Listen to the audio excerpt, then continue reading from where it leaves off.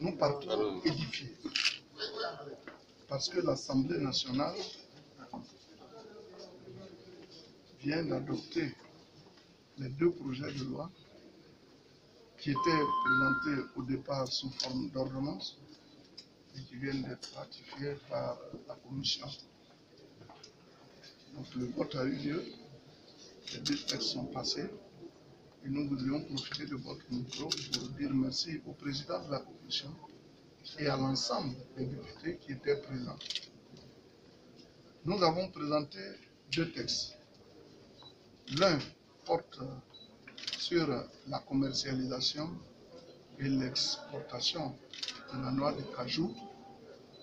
Et cette exportation et cette commercialisation souvent ne sont pas faites avec les règles de l'art. Il y a des commerçants véreux qui profitent de certaines situations pour perpétrer de l'exportation et de la commercialisation illicite. Et donc nous avons pris des mesures pour que désormais la répression soit sévère pour ces commerçants véreux. Les exportateurs aussi qui sont dans le domaine. Je crois que ça participe des nouvelles réformes qui doivent nous permettre de disposer des moyens pour faire face aux besoins de la Côte d'Ivoire et soutenir aussi nos producteurs. De l'autre côté, il est question du café et du cacao.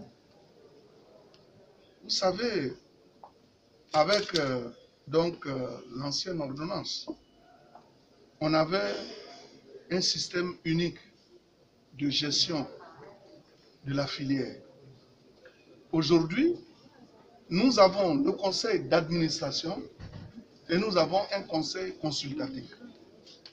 Aujourd'hui, nous avons la possibilité de vendre notre cacao en tenant compte des cours du marché.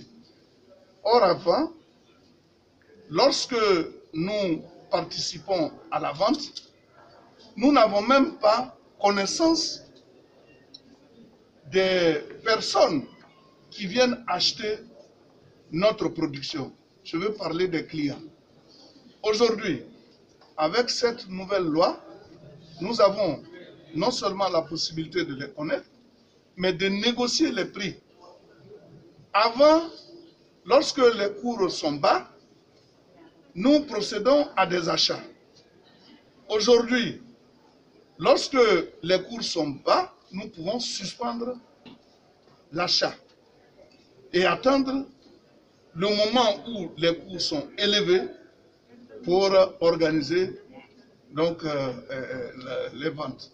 Donc ça veut dire que d'un côté comme de l'autre, ce sont des innovations majeures qu'il convient de saluer, et là, sous la haute supervision du président de la République, qui a fait qu'aujourd'hui, nous sommes premier pays broyeur de cacao. Après nous, vient la Hollande. Au niveau de la noix de cajou, nous sommes 4e transformateur au monde. Et cela veut dire que des efforts sont faits. Parce que le président de la République a permis à tous ces opérateurs qui viennent investir en Côte d'Ivoire de disposer de marges bénéficiaires. Donc si vous venez que vous voulez investir, il y a donc des faveurs qui vous sont faites et qui vous permettent de travailler convenablement. Donc nous lançons un appel à l'endroit des investisseurs. La Côte d'Ivoire est un pays ouvert, grâce auquel les investissements peuvent se faire sans difficulté, pourvu que vous venez avec le cœur net. Et le cœur net, c'est la paix. Or, en Côte d'Ivoire, on a besoin de la paix. Dieu merci, nous avons un président qui œuvre pour que la Côte d'Ivoire soit éternellement dans la paix. Je vous remercie.